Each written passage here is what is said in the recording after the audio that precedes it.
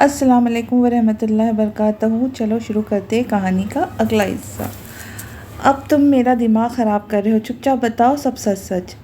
ज़ारून ने तंबिया अंदाज में कहा। अब रोहान मज़ीद नहीं छुपा सकता था। बोल दो मेरे भाई जो बात दिल में है, वरना यूं ही चुप चुप सहते रहोगे। ज़ारून ने उसके कंधे पे हाथ रखते कहा।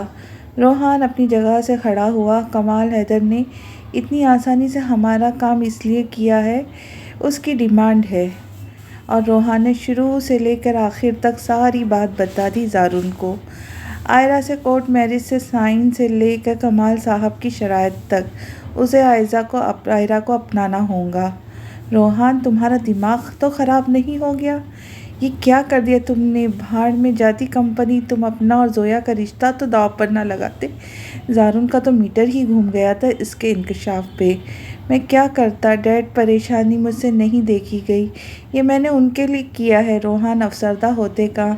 हाँ उनके। अब अगर उन्हें पता चलेगा तो क्या होगा? वो तो बहुत खुश होंगे ना तुम्हारे इस कारने पे। वो तमस्कर उड़ाते गोया हुआ। मैं कर लूँगा कुछ ना कुछ। रोहान ने जैसे खुद को तसल्ली दी। क्या कर लोगे तुम? जोया को परेशान करोगे, उसे अब मज़ीद गम दोगे। पहले तुम्हारी वजह से उसने क्या कुछ नहीं सहा, अब एक और सितम उसके लिए। नहीं रोहान, तुम्हें आयरा को फ़ौरन छोड़ना होगा, वरना जोया नहीं रहेंगी तुम्हारे लाइफ में। ज़ारून ने गुस्से से दांत पीसते कहा। ज़ारून, जोया को छोड़ने के नाम पे रोहान को गुस्सा आया। ज़ारून, तुम ऐसा क्यों कह रहे हो? जोया मेरी ज़िंदगी में रहे या न रहे, इसका फ़ैसला तुम कैसे कर सकते हो? रोहान ने उसे गुस्से से कहा। हाँ तो मैं जोया को तकलीफ़ में नहीं देख सकता। तुमने धोखा दिया है, फिर से चीट किया है उसे। रोहान, ज़ारून का भी पारा हाई हुआ था। तुम क्या समझ रहे हो? ये सब मैंने अपनी खुशी से किया है, तुम्हारे लिए किया है ये सब, और तुम मुझे धोखेबाज कह रहे हो? हाँ तो नहीं करता ना ये सब। इसमें तुम जोया के साथ ज़्यादती क्यों की? मैं डैड को बता दूंगा सब। ज़ारून चिल्लाते कहा। आहिस्ता बोलो ज़ारून, और डैड को बता दोगे तो वो मुझे घर से निकाल देंगे। मुझसे ज़्यादा उन्हें जोया अजीज़ है। ज़ारून मेरे भाई, काम डाउन। हम इस मसले का हल निकालना चाहिए बजाय इसके लड़ने के। रोहान उसे कंधे से पकड़ कर तहम्मुल से समझाना चाहा। रोहान, तुमने बहुत गलत कर दिया। ये सब मेरी वजह से हुआ है। तुम कल ही कंपनी के सारे डॉक्यूमेंट कमाल हैदर को दे दो और आयरा को तलाक दे दो वापस। ज़ारून कुर्सी पर बैठा और उसे सलाह देते बोला। रोहान भी उसके सामने कुर्सी पर बैठा। ये सब इतना आसान नहीं है जितना तुम समझ रहे हो। ये आयरा की वक्ती अट्रैक्शन और ज़िद है जिसे वो मोहब्बत समझ बैठी है। थोड़ा टाइम दो ताकि उसे समझा सकूं कि वो गलत है, और शायद उसे समझ आ जाए और ख़ुद ही अपनी ज़िद छोड़ दे। अरुण ने उसे देखा और खड़ा हुआ कुर्सी से और बोला, और अगर ऐसा ना हुआ तो पता नहीं। वो मुंह दूसरी तरफ किए बोला। रोहान, 1 महीने में सब ठीक होना चाहिए सब, वरना फिर तुम्हें डैड ही बताएंगे गोया के धमकी दी थी।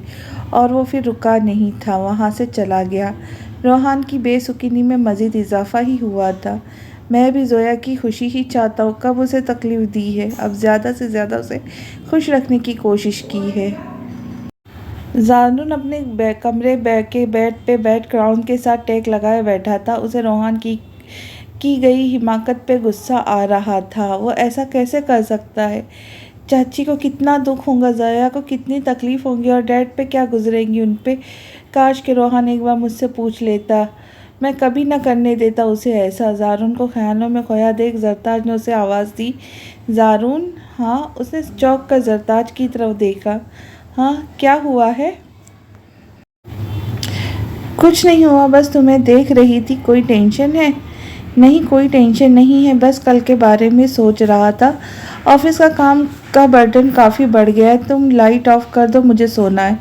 वो सीधा होकर लेट गया, आंखों पे बाजू रख लिया। अब उसे क्या हो गया फिर से? जरताज ने बड़बड़ाते लाइट ऑफ की और ख़ुद भी सोने के लिए लेट गई। रोहान, आप कहाँ थे? काफ़ी देर छत पर गुजारने के बाद रोहान कमरे में आया और जोया को जागता हुआ पाया। कहीं नहीं, मैं छत पे था। ज़ारून भी वहाँ आ गया तो बातचीत उसे काफ़ी लंबी हो गई थी। तुम सोई नहीं अभी तक? बेड पे लेटे दूसरा बाजू फैलाया था जोया के लिए। वो फ़ौरन समझती उसके बाजू पे सर रखे उससे लिपट गई। नहीं, आपके बगैर नींद नहीं आती मुझे। उसके सीने पे हाथ रखे बोली। रोहान ने उसके हाथ पे हाथ रखकर कहा, क्यों? ये आदत आप ही ने डाली है, और आप क्यों कह रहे हैं? रोहान ने मुस्कुराकर उसका मासूम चेहरा देखा, फिर उसके माथे पे मोहब्बत भरी मेहर सबत की और उसे खुद में भींच लिया। ज़ारून अपने ऑफिस में बैठा हुआ था। आज काम बहुत ज़्यादा था। तमाम पुराने वर्कर दोबारा बुलाए जो अरहम निकाल चुका था। बहुत ज़्यादा नुकसान हो चुका था। अब नए सिरे से सारा काम शुरू करना था। तमाम मीटिंग्स निपटाकर ऑफिस में आया, मगर अब भी बेसुकून ही था। उसे ज़ोया की तरफ से परेशानी खाई जा रही थी। रोहान ने ठीक नहीं किया, वो कैसे सब दुरुस्त करेगा? इतना कुछ बिगड़ गया है सिर्फ उसकी वजह से। उसे सब में वो खुद को ही जिम्मेदार ठहरा रहा था। रोहान ने सारा दिन आयरा की कॉल्स को इग्नोर किया, ना ही उसकी कॉल अटेंड की ना काटी। सारा दिन खुद को काम में मसरूफ़ रखा। आयरा ने गुस्से से मोबाइल को बेड पे फेंका और कमरे से बाहर आ गई। डैड, रोहन मेरी कॉल नहीं उठा रहा है, क्यों परेशान कर रहा है मुझे? आपने उससे बात नहीं की? वो कमाल साहब के सर पे आ खड़ी हुई, उन्हें गुस्से से बोल रही थी। कमाल साहब टीवी लॉन्ज में बैठे टीवी देख रहे थे। आयरा की बात सुने टीवी ऑफ कर दी। क्या बात करूं मैं रोहान से? मैंने सिर्फ उसके हाथ पैर बांधे हैं कि वो तुम्हें अपनी मर्ज़ी से छोड़ ना सके, और इससे आगे मैं और कुछ नहीं कर सकता। इसलिए कहता हूँ अभी कुछ नहीं बिगड़ा है, तुम छोड़ दो अपनी ज़िद। वो बेबस हुए थे उसके सामने। मैं उसके घर चली जाऊंगी, बताऊंगी सबको अपने और रोहान के रिश्ते के बारे में। वो भी अपनी ज़िद पे अड़ी हुई थी। फिर क्या होगा? तुम्हें रोहान के दिल में उसके घर में जगह मिल जाएगी? अपना लेगा तुम्हें वो? तंज़िया अंदाज में कहा। तो खामोश रही थी, जानती थी ऐसा कुछ नहीं होने वाला। फिर तुम भी उससे भी जाओगी? वो कहते चले गए वहाँ से। वो सोफे पे बैठ गई। क्या करे ऐसा कि रोहान उसके बस में आ जाए? अब वो किसी सूरत भी रोहान को खोना नहीं चाहती थी। उसे कुछ ना कुछ तो करना होगा। ऐसे हाथ पे हाथ रखने से काम नहीं बनेगा। शाम के साए अब रात में ढल चुके थे। उसके दिमाग में एक तरकीब सूझी। उसमें उसने अपनी दोस्त को भी शामिल किया। उसे कॉल करके सारी तफसील बताई और वक्त पे जगह पे पहुंचने कहा, जिसकी उसने हामी भर ली। वो उठी और कमरे में गई तैयार होने के लिए। वार्डरोब से एक मॉडर्न सा जोड़ा निकाला जिसकी आस्तीनें ना होने के बराबर थी। वो एक टॉप था जो घुटनों से थोड़ा नीचे था। पीच कलर का खूबसूरत सा मॉडर्न टॉप पहनकर वो अब शीशे के सामने खड़ी खुद का जायज़ा ले रही थी। बालों को खुला छोड़े हुए, हल्का सा सॉफ्ट मेकअप किए, हाई हील पहने वो टिक टिक करते बाहर गाड़ी तक आ गई और ख़ुद ही गाड़ी लेकर निकल गई। ऊपर कमरे की बालकनी में खड़े कमाल साहब की नज़र उस पे गई। आज काफ़ी दिनों बाद वो इस तरह से घर से निकली थी। अब पता नहीं इसके दिमाग में क्या चल रहा था। वो खुद से बड़बड़ाते कमरे में चले गए। थोड़ी ही देर में एक रेस्टोरेंट के बाहर थी, जहाँ बाहर उसकी दोस्त खड़ी उसका इंतज़ार कर रही थी, जिसने उसी तरह का मॉडर्न लिबास पहन रखा था। You looking good, thank God तुम्हारी शक्ल तो देखने को मिली। आज बहुत दिन बाद इकट्ठे इंजॉय करेंगे, मज़ा आएगा। उसकी दोस्त किरण एक्साइटेड होती बोली। हाँ मज़ा तो आएगा, एक काम करना है तुमने मेरा। वो उसे लिए क्लब में इंटर हुई। रोहान खाना खाने के बाद अपने कमरे में आ गया। ज़ोया यूसुफ को सुला रही थी। रोहान अपने लैपटॉप पे बिज़ी था जब उसे कॉल आई। अननोन नंबर देखा, ये कौन हो सकता है? हेलो हेलो, आप रोहान बोल रहे हैं? मुकाबिल में घबराई हुई सी आवाज़ आई। जी हाँ, आप कौन? वो मैं आयरा की फ्रेंड हूँ। हम इस वक्त साथ थे तो कुछ आवारा लड़कों ने हमें घेर लिया। मैं तो उनसे बच कर निकल आई, मगर आयरा उनके बीच में फंस गई है। कुछ समझ नहीं आ रहा था क्या करूँ। आयरा का मोबाइल मेरे पास था तो मैंने पहले आपकी कॉल कर दी। प्लीज़ हेल्प कीजिए, आपकी मिसेस की इज्जत और जान दोनों ख़तरे में है। घबराई सी आवाज़ में उसने कहा। रोहान ने एक नज़र ज़ोया को देखा और फिर बोला, ये भी कोई आयरा की साजिश होगी मुझे फिर से ट्रैप करने के लिए। पुलिस को कॉल कर लो, धीमे से कहता कॉल काट दिया। आयरा ने कुछ गुंडे मवालियों का बंदोबस्त कर रखा था। अपने दोस्त को कहकर किरण का नो का इशारा पा सुन के उसे मायूसी हुई। वो नहीं आ रहा है, कह रहा है पुलिस को कॉल करो। मुझे पता था ऐसा ही होगा। अब नेक्स्ट प्लान है उसे बुलाने का। अब देखना भागा चला आएगा। रोहान कॉल काट करके फिर से अपने काम में बिजी हो गया लैपटॉप पे। वो जानता था आयरा ने उसे फिर से ट्रैप करने की कोशिश करेगी। अभी कुछ देर गुजरी थी कि उसके मोबाइल से व्हाट्सएप वीडियो रिसीव हुआ। उसे देखते ही उसके जैसे होश उड़ गए। आयरा 4 आवारा बदमाश गुंडों में फंसी हुई थी जो उसे हरासा कर रहे थे। वीडियो के नीचे नोट लिखा था, हेल्प इज़ प्लीज़, और साथ में लोकेशन भी सेंड की थी। रोहान फ़ौरन उठा और बाहर की जानिब तेज़ी से बढ़ा। आप कहाँ जा रहे इस वक्त? जोया ने पीछे से पुकारा। आता हूँ, एक अर्जेंट काम है, इतना कहते वो निकल गया। चलो तुम लोगों का काम हो गया, निकलो अभी। आयरा की दोस्त ने दूर से खड़े वीडियो बनाई ताकि ऐसा लगे जैसे कोई छुप कर वीडियो बना रहा हो। किरण ने थंब दिखाते हुए इशारा किया कि वीडियो बन गई तो आयरा ने उन्हें परे ढकेलते कहा। वो रेस्टोरेंट की पिछली साइड थी। वो बारीक और तंग गली थी जहाँ वो ये ड्रामा शूट कर रहे थे, मगर इस बात से बेखबर कि ये खेल उन पर ही उल्टा पड़ने वाला है। क्या हुआ? ये क्या कहा उसने? आयरा ने किरण के पास आते कहा, मुझे नहीं लगता आएगा। वीडियो देखते ही वो ऑफलाइन हो गया। दूसरा कोई जवाब ही नहीं आया। किरण ने परेशानी से कहा, उफ, बहुत ही ढीठ इंसान है कोई। आयरा ने खौफ से कहा, उनकी पेमेंट उन्हें दो और दफ़ा करो उन्हें। आज नहीं कुछ काम बनने वाला। किरण कहती आगे चल पड़ी। आयरा ने अपने पर्स से कुछ नोट निकाले। इन किराए के गुंडों के पास गई। ये लो और जाओ बस। क्या हुआ मैम साहब, शूटिंग ख़त्म हो गई? इनमें से एक ने आगे बढ़ते कहा। हाँ ऐसा ही समझो, कहती मुड़ी और अभी एक कदम आगे बढ़ी ही थी कि उसका हाथ किसी की गिरफ्त में आ गया। वो मुड़ी तो देखा एक बदमाश ने उसका हाथ पकड़ा हुआ था। ये क्या बदतमीज़ी है, छोड़ो मुझे।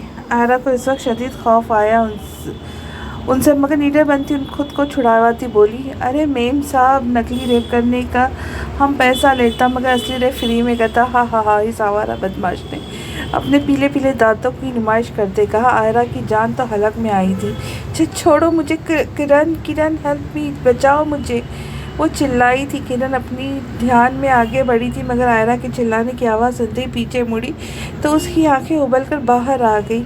आयरा, आयरा। किरण आगे बढ़ती कि इसमें से एक बोला, आहा, आज तो मज़े है, एक के साथ एक फ्री। इनमें से एक औबाश ने कहा तो किरण के कदम वहीं जम गए। आयरा ने उसे रुकते देखा तो फिर आवाज़ें लगाई, किरण हेल्प। उन्होंने आंसू उसकी आँख से रवा थे। उसके बाजू उनकी जकड़ में थी।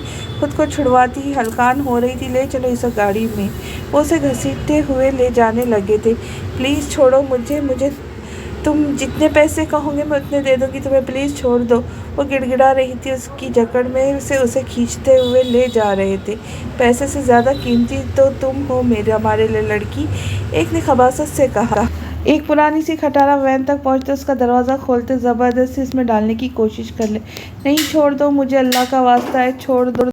वो गिड़गिड़ा रही थी मगर उन्होंने ज़बरदस्ती उसे वैन में फेंका। अभी दरवाज़ा बंद होता कि किसी ने दरवाजे पे हाथ रखते दरवाज़ा बंद होने से रोका। रोहान। आयरा की तो जैसे जान ही में जान आ गई। रोहान को पुकारा था। रोहान की रगें इतनी तनी हुई गुस्से से एक नज़र आयरा के हुलिये पे डाली और फिर सबको घूर कर देखा। एक कौन है? चल तू चल जा वरना जान से जाएगा। एक लड़के ने रोहान का गिरेबान पकड़ते कहा तो रोहान ने सख्ती से उसका बाजू जकड़ा, दूसरे हाथ का मुक्का बना के उसके मुंह पे दे मारा जिसे वो अंधे मुंह गिर पड़ा। किरण रोहान को देखती भागी चली गई। आयरा को वो वैन से निकालते एक साइड पे ले गया। आयरा, तुम ठीक हो? आयरा ने भी बस हिचकियों से रोए जा रही थी। उसने कोई जवाब नहीं दिया। दूसरे लड़के ने रोहान को पीछे से आकर वार किया तो रोहान ने मुड़कर उस पर ताबड़तोड़ मुक्के और लातों की बरसात कर दी। एक बात एक उसने सारक की दुर्गत बनाई। वो सब अपनी जान बचाते अपनी खटारा वैन लेकर भागे। रोहान का रुख कब आयरा की तरफ था। उसको आयरा और उसकी दोस्त के हुलिये पे बेहद गुस्सा आ रहा था। आयरा रोहान के गले जा लगी थी। रोहान, शुक्र है तुम आ गए, वरना पता नहीं आज क्या हो जाता। आयरा ने उसके गले लगे रोते हुए कहा। रोहान ने कांधे से पकड़कर आयरा को खुद से अलग किया। चटाख, एक थप्पड़ आयरा के मुंह पे पड़ा। रोहान, तुम आयरा को क्यों मार रहे हो? किरण को आयरा को पकड़ते कहा। जो मुंह पर हाथ रखे इस सदमे से देखे जा रही थी। आयरा, तुम बहुत ही घटिया और गिरी हुई लड़की हो। तुम अपना मकसद पाने के लिए किसी भी हद तक गिर सकती हो। पहले अपनी जान की परवाह नहीं की और अपनी इज्जत भी दांव पर लगा दी तुमने। आखिरी जुमला उसने चिल्ला कर कहा। किरण भी अब तो शौक हुई थी। अब वो किरण की तरफ देखते बोला, और तुम क्या समझती हो मैं बहुत बेवकूफ़ हूँ जो समझ नहीं सकता? तुम लोगों की फेक बनाई हुई वीडियो देखकर मैं इसी वक्त समझ गया था। कोई मूवी के डायरेक्टर नहीं हो जो तुम्हारी आवाज़ में वीडियो में रिकॉर्ड हुई हो गई थी। गुड शॉट कह रही थी तुम। इसमें तुम्हें सबक सिखाने के लिए आया था तुम, मगर यहाँ तो मंजर ही बदल चुका था। इन किराए के मवालियों पर एतबार कर लिया था। ये रात के 11 बजे तुम्हें पैसे लेके तंग करेंगे। इस गुंडे ने भी एतराफ़ कर लिया था, मार खाकर तुमने उन लोगों को बुलाया था, मगर उनकी नीयत बदल गई तुम्हें देखकर।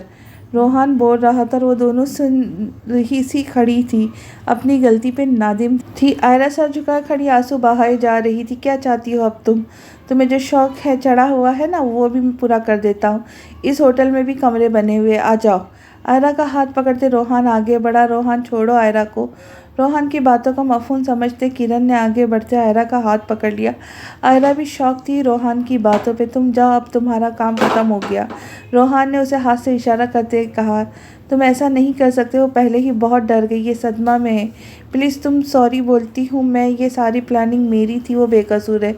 रोहान की मजबूत गिरफ्त से आयरा का हाथ छुड़ाने की कोशिश करते कहा, हाँ तो जिस मकसद के लिए प्लानिंग की थी अब वही मकसद सर अंजाम देने लगा हूँ। अब तुम्हारी दोस्त का शौक पूरा होने जा रहा है, तो क्यों इंटरप्ट कर रही हो बीच में? वो भी अब अपनी बात पर अड़ गया। आयरा तो मज़ीद शौक में थी, उसे तो समझ ही नहीं आ रहा था कैसे रोके रोहान को। वो रोहान का साथ चाहती है और उसका कोई मकसद नहीं। जोया की कसम है, अगर तुम जोया से मुखलिस हो तो तुम ऐसा कुछ नहीं करोगे। किरण को अचानक जोया का ख्याल आया और उसका वास्ता दिया तो रोहान ने फ़ौरन उसका हाथ छोड़ दिया, जिस पर आयरा दंग रह गई। वाकई उसने जोया के नाम पे उसका हाथ छोड़ दिया। रोहान ने एक सरसरी सी निगाह आयरा पर डाली जो हैरान नज़रों से उसे देखे जा रही थी, और वो रुका नहीं था, फ़ौरन वहाँ से चला गया और वो उसे जाता देखती रही। चलो आयरा, किरण ने उसे कांधे से थामे गाड़ी तक लाई। किरण गाड़ी चला रही थी, आयरा बस खामोश बैठी थी। आंसू भी उसके खुश्क हो चुके थे। वो तो इस मंजर में ही खोई हुई थी जब उसने जोया की कसम पे उसका हाथ छोड़ दिया। घर आ गया है आयरा, किरण ने हिलाकर कहा जो खोई हुई बैठी थी। गाड़ी से उतरते घर में दाखिल हुई और अपने कमरे में आई। किरण भी उसके पीछे आई। आयरा, मैं तो तुम्हें यही मशवरा दूंगी कि प्लीज़ छोड़ दो अब अपनी ज़िद। तुम ऐसे शख्स को कभी अपनी तरफ माइल नहीं कर सकती जो तुम्हारा कभी हो ही नहीं सकता।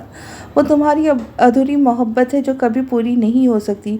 उसे छोड़ देना ही तुम्हारे हक़ में बेहतर है। किरण बोल रही थी और वो खामोश रही।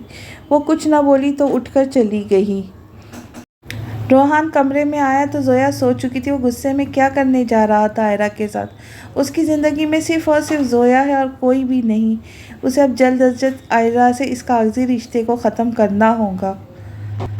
आज रोहा आई थी अपनी सास के साथ। घर में खूब रौनकें लगी हुई थी। शुक्र है सहज अब इसे मैके की याद आ गई, वरना मियाँ जी से फुर्सत ही नहीं मिलती।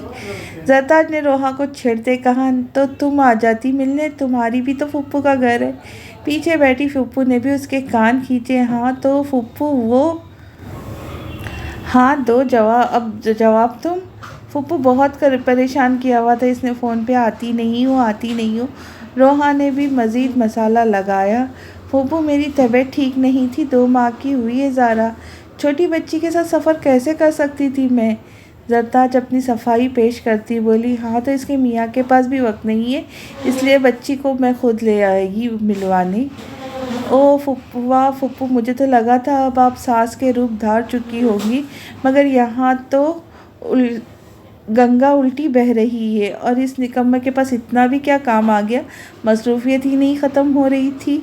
जरताज बिना ब्रेक लगाए बोले जा रही थी, ये सोचे बिना के सीमा भी वहीं पे मौजूद है।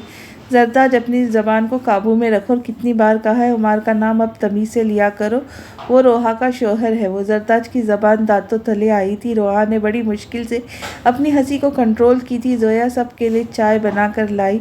हम बाहर चलकर चाय पीते हैं। रोहा ने अपनी चाय उठाई और बाहर लॉन की तरफ चल दी। जोया जरताज भी उसके पीछे चल दी। रोहा ने बाहर आते ही ज़ोर ज़ोर से हंसना शुरू कर दिया। अब तुम क्यों हंस रही हो? जोया ने हंसते हुए देख पूछा। जरताज ने उसे चुप करवाने के लिए उसकी कमर में धमोका जड़ दिया। आह, अब मार क्यों रही हो? अपनी ज़बान काबू में रखती। जोया भाभी, आपने सीन मिस कर दिया। अभी मामा के हाथों हौसला अफजाई हो गई बेचारी की। रोहा ने जरताज को तंग करते कहा। रूही, तुम मजाक उड़ाओगी जरीका? जोया ने उसे टोकते कहा। हाँ तो ये कौन सा गम है? रोहा ने बाज न आते कहा। और यूं ही इनकी खटपट चलती रही। रोहन ऑफिस में बैठा था जब उसका इंटरकॉम बजा। सर, मिस आयरा है। रोहन ने अपना माथा मसला भेज दो, खौफ से कहा। उसे कल का वाकया फिर से याद आ गया। क्यों आती हो तुम यहाँ?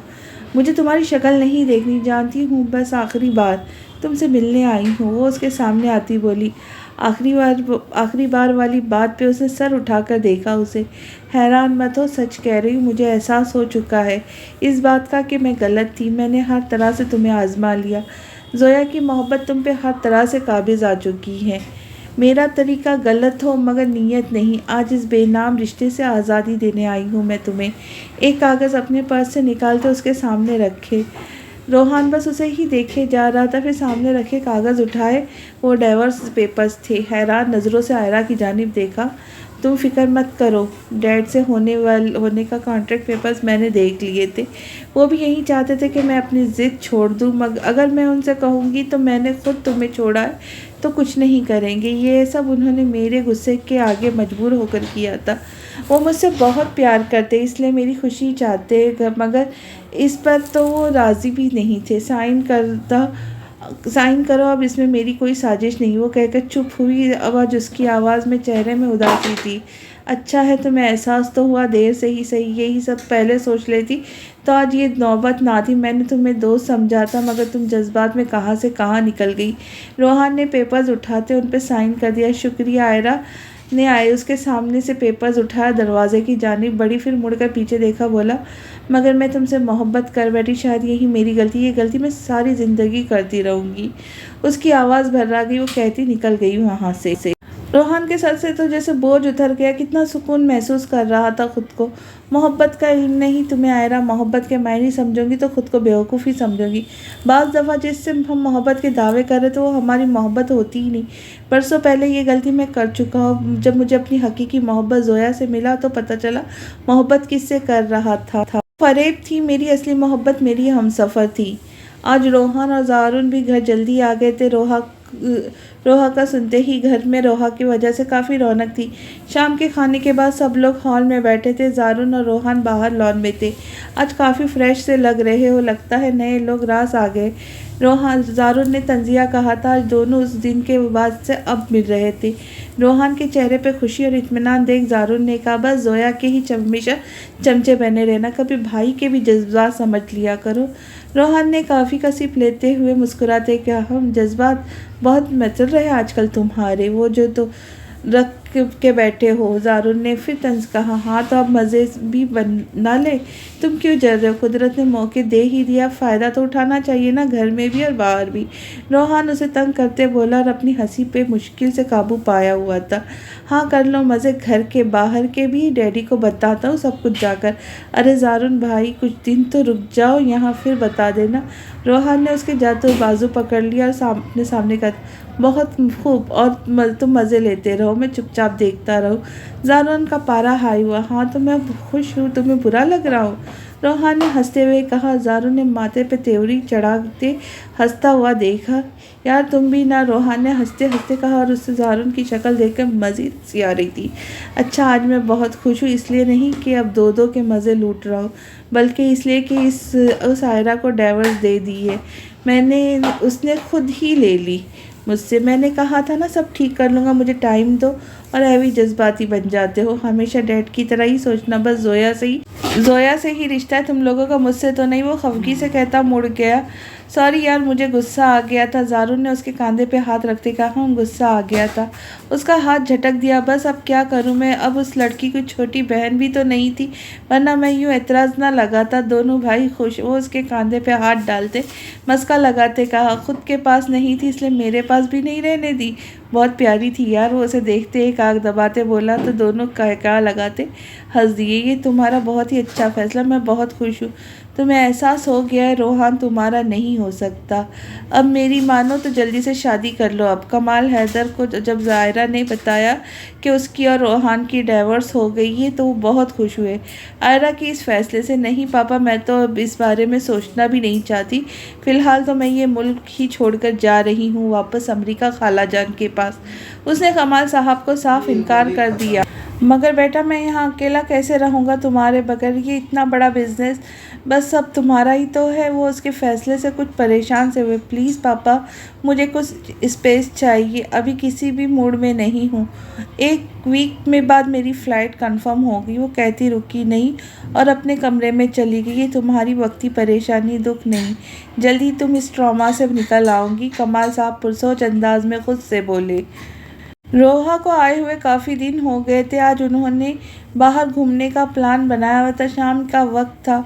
वो लोग सी साइड पे थे। ज़ारून, ज़रताज और रोहान, जोया और रोहा, बाकी बड़े सब घर पे थे। साहिल के एक साइड पे चादर बिछाकर सब उस पे कुछ खाने पीने का सामान रखा हुआ था। रोहा बच्चों के साथ लिए बैठी थी, उनके साथ खेल रही थी। बच्चे काफ़ी अटैच हो गए थे उससे। घूम फिर कर सब एक जगह इकट्ठे होकर बैठ गए। जरताज ने ज़ारा को उठा लिया। वो रो रही थी। उसका फीडर कहाँ है? जरताज ने रोहा से पूछा। यही तो मैं तुमसे पूछने वाली थी, यहाँ तो नहीं है, रोहा ने जवाबन कहा। अच्छा, मैं गाड़ी में देखती हूँ, वहीं होगा। जरताज ने अरोश को रोहान के हवाले किया और खड़ी हो गई। तुम कहाँ जा रही हो? जरताज को जाता हुआ देख ज़ारून ने पूछा। मैं गाड़ी से अरोश का फीडर लेने जा रही हूँ, इतना कहती वो चल पड़ी। जरताज रोड पे खड़ी गाड़ी की तरफ बढ़ रही थी। वो सड़क पर बड़ी थी कि कुछ लोग वैन में उसकी ताक लगाए बैठे थे। जरताज को सड़क पर अकेले आता हुआ देख उन्हें मौका हाथ आ गया। उन्होंने वैन स्टार्ट की। एकदम से एक वैन जरताज के पास आकर रुकी। जरताज की चीख निकली थी अपने इतने करीब गाड़ी आता हुआ देख। सब जरताज की तरफ मुतवज्जा हुए। इतने में एक लड़के ने वैन से निकले जरताज को ज़बरदस्ती वैन में ढकेला। ज़ारून और रोहान फ़ौरन उसे दौड़ लगाई दी थी उनके पीछे। जब तक वो सड़क पे पहुंचते वैन जरताज को लिए निकल चुकी थी। शिट! ज़ारून ने सर पे हाथ मारा। जल्दी गाड़ी में बैठो, पीछा करो इनका। रोहान फट से गाड़ी में बैठा। ज़ारून भी उसके साथ बैठा। रोहान ने गाड़ी वैन के पीछे लगा दी। जरताज को कौन ले गया? रोहान ने रोते रोते परेशानी से कहा जोया से। तभी जरताज को यूं जाता देख रोने लग गई थी। तभी उसके जहन में रोहान की बात आई थी कि अरहम से नुकसान पहुंचाना चाहता है। अरहम, ये सब अरहम का किया धरा है। जोया ने अपने सासू साफ करते कहा। अरहम, मगर क्यों? रोहान ने रोती हुई आवाज़ से ज़ारा को सीने से लगाते कहा। रोहान, गाड़ी तेज़ चलाओ, यहीं से गए थे वो लोग। ज़ारून ने परेशानी से बाहर देखते कहा। वैन की उनकी आंखों से ओझल हो चुकी थी। अब वो ट्रैफिक में आ चुके थे और इसी रश का फ़ायदा उठाते वैन उनकी आंखों से दूर निकल गई। मुझे कुछ समझ नहीं आ रहा ज़ारून, हर तरफ गाड़ियों में फंसे, रोहान ने कहा। ज़ारून, पीछे बच्चे जोया और रोहा को हम अकेले छोड़ आए हैं। रोहान को अब जोया और रोहा की भी फिक्र होने लगी। तुम जाओ उनके पास, गाड़ी मुझे दो, मैं देखता हूँ। ज़ारून ने फट से कहा। ज़ारून, हमें पुलिस की मदद लेनी चाहिए, खुद हम टाइम बर्बाद कर रहे हैं। रोहान ने उसे आराम से समझाते कहा। मगर रोहान, ये मेरी इज्जत का मामला है, मैं पुलिस के रहमो करम पर नहीं रह सकता। वो कभी जल्द ही हमारी मदद नहीं करेंगे। मैं समझ सकता हूँ ज़ारून, मगर इस वक्त होश से काम लेना बहुत ज़रूरी है। मैंने इस वैन का नंबर नोट कर लिया था। तुम्हारा दोस्त एसपी भी तो है और हम जानते ही हैं कि ये काम उस कमीने अरहम का है। हम जल्द ही उसका ताक़ुब करके उसे पकड़ लेंगे। रात होने से पहले ही हम जरताज को ढूंढ निकालेंगे। रोहान ने बड़े तहम्मुल से ज़ारून को समझाते हुए गाड़ी को बैग की तरफ लिया ताकि वो जोया और बच्चों को उठा सकर इन्हें घर छोड़ने के बाद एक्शन ले।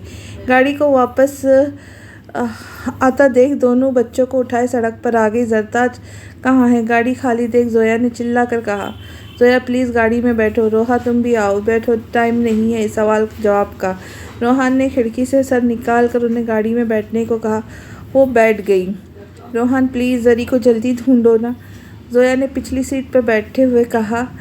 जोया प्लीज़, ऐसे तो हौसला हार जाऊंगी तो बाकियों को कौन संभालेगा, रोहान ने कहा। जारून खामोश ही बैठा था। रोहान के साथ फ्रंट सीट पर उसका ध्यान सिर्फ जरताज की तरफ था। गुस्से से उसकी रगें तनी हुई थी। वो अरहम को आज बख्शने के मूड में बिल्कुल भी नहीं था। हाँ हाँ हाँ, गुड जॉब, मुँह मांगी कीमत मिलेगी आज तुम लोगों को। मैं आ रहा हूँ, ध्यान रखना था किसी को पता लग जाए का। अरहम के ने कहा लगाते कहा और कॉल कट कर दी। आह, कितने तड़पोगे आज तुम जारून, तुम्हारी इज्जत तो मेरे कब्जे में है। आज रात खूब गुजरेंगी मेरी। कभी उस रात का ख्वाब सजाया था जरताज के साथ, ऐसे नहीं तो ऐसे ही सही, सारे बदलूंगा आज मैं। तुम अब से जरताज सह नहीं पाऊंगी। I am coming. हाँ हाँ हाँ, इतने घटिया जाम का सोचते कहा लगाया। अभी वो घर से निकलने के लिए मज़े मुड़ा के पीछे खड़े शख्स को देख दंग रह गया। तुम? हाँ, मैं हैरान हो गई या परेशान? मुझे देखकर लगता है खुशी नहीं हुई। नहीं तो मैं हैरान तो हूँ और खुश भी, मगर मैं आ रहा था 1-2 दिन में तुम्हारे पास। बहुत याद आ रही थी तुम्हारी। I miss you so much. अपनी बीवी को अचानक से सामने खड़ा देख उसने बहाना गढ़ा। कहीं जा रहे थे वो उसे मशकूक नज़रों से देखते बोली। हाँ हाँ, वो एक क्लाइंट के साथ डिनर था मेरा, मगर अब तुम आ गई हो सब कैंसिल कर देता हूँ। मेरे लिए तो तुम बस इम्पोर्टेंट हो। बड़ी महारत से झूठ बोलता उसे अपने सीने से लगा लिया। नहीं तुम जाओ, ज़रूरी काम होगा ना। इट्स ओके, मैं यही हूँ, वो उससे अलग होती बोली। ज़रूरी तो बहुत है मगर तुमसे ज़्यादा नहीं। उसका हाथ थामता लहजे में प्यार समोए कहा। तो फिर ठीक है, तुम पहले अपने काम निपटाओ, मैं थकी हूँ, रेस्ट करूँगी। ओके, तुम रेस्ट कर लो, मुस्कुराकर कहा। उसके चेहरे पे हाथ रखते कहा। कब तक आओगे? हो सकता है थोड़ा वक्त ज़्यादा लग जाए, बिजनेस मीटिंग भी है। ओके बाय, आकर बात करता हूँ, कहते वो निकल गया वहाँ से। अरहम के वहाँ से निकलने के थोड़ी देर बाद अरहम की बीवी भी उसके पीछे निकली। अरहम गाड़ी लेकर निकला बाहर, वो भी दरवाजे से बाहर निकल आई। दरवाजे के कुछ फासले पर टैक्सी खड़ी थी जिसमें कोई शख्स पहले ही मौजूद था। वो भी उस टैक्सी में बैठ गई और ड्राइवर उसी काली गाड़ी का पीछा करने लगा। वो एयरपोर्ट से टैक्सी से आई थी किसी के साथ, अरहम को बिना बताए आई थी, और टैक्सी उसने घर के बाहर ही रोकी हुई थी। वो शख्स उसे अरहम के इरादों से बाखबर कर चुका था, उसे रंगे हाथों पकड़ना चाहती थी। घर में कोहराम मच गया था अचानक से। या अल्लाह, मेरी बच्ची को अपनी मान में रखना। सफ़ीना हाथ दुआ के लिए उठाते कहा। मामा आप फिक्र ना करे, बस दुआ करे ज़री के लिए। जारून और रोहान गए हैं, इंशाअल्लाह जरताज को लेकर ही आएंगे। जोया ने अपनी माँ को गले से लगाते तसल्ली दी। अब कोई नई बदनामी का दाग ये लड़की अपने सर लेकर आएंगी। सीमा ने आदत से मजबूर होते तंज का मौका हाथ से जाने नहीं दिया। सीमा, अगर बच्ची के लिए दुआ नहीं कर सकती तो बद्दुआ भी मत करो तुम। इंशाअल्लाह हमारी इज़्ज़त महफूज रहेंगी। आलम साहब ने सख्ती से अपनी बीवी को टोकते हुए कहा।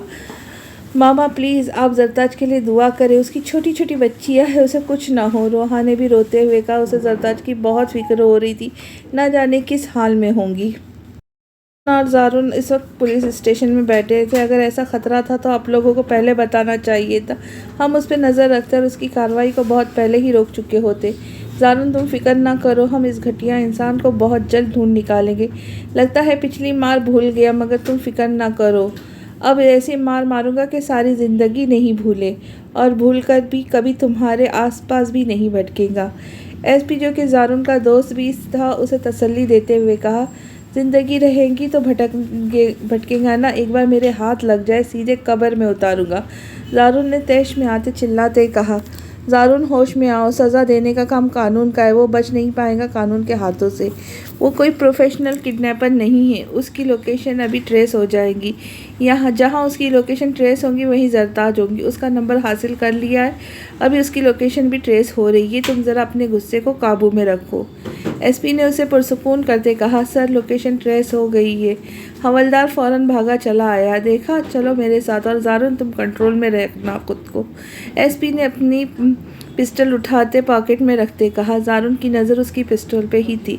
हवलदार, गाड़ियाँ तैयार है, सब इकट्ठे हैं? यस सर, सब रेडी है, इजाफी नफरी में तलब कर ली है, हवलदार ने अपने प्रोफेशनल अंदाज में कहा।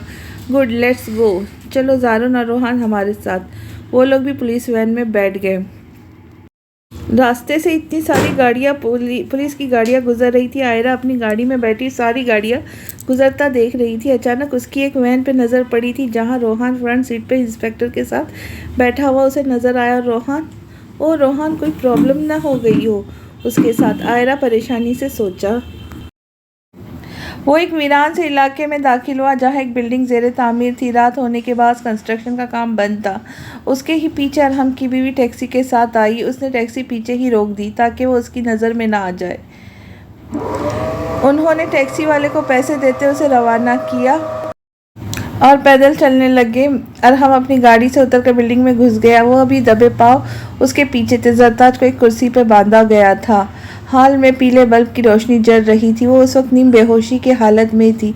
चेहरे पे मार के निशान थे। जरताज की इस हालत में देख अरहम उसके पास आया।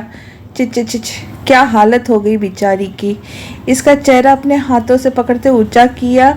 बंद आंखों को हल्का सा खोला था। मैं तुम्हें इस हालत में नहीं देखना चाहता था। फूलों से सजी सेज पे अपने साथ देखना चाहता था, मगर अब नहीं। तुम पे बस हजारों की छाप लगी है तुम पे, नहुसत से कहता उसका चेहरा झटक दिया। फिर ज़मीन पर उसके मुकाबिल बैठा।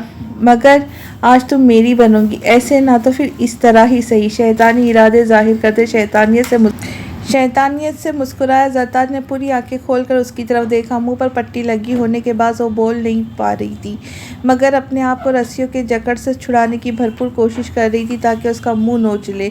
उसके पास 3-4 बदमाश भी खड़े थे जो बोले, और हमारा हिस्सा? पहले मैं अपना हिस्सा वसूल कर लूँ, फिर तुम लोगों की बारी। अरहम ने खड़े होते कहा। पीछे उसकी बीवी शिजा ने सब सुन रही थी। उसकी शैतानी चेहरा देख लाल पीली हो गई थी। अब उससे रहा ना गया और तालियां बजाती उसके सामने आई। वाह वाह मिस्टर अरहम खान, बहुत ही नेक इंसान थे तुम मेरी नज़रों में। असल में तो तुम इंतहाई घटिया इंसान निकले।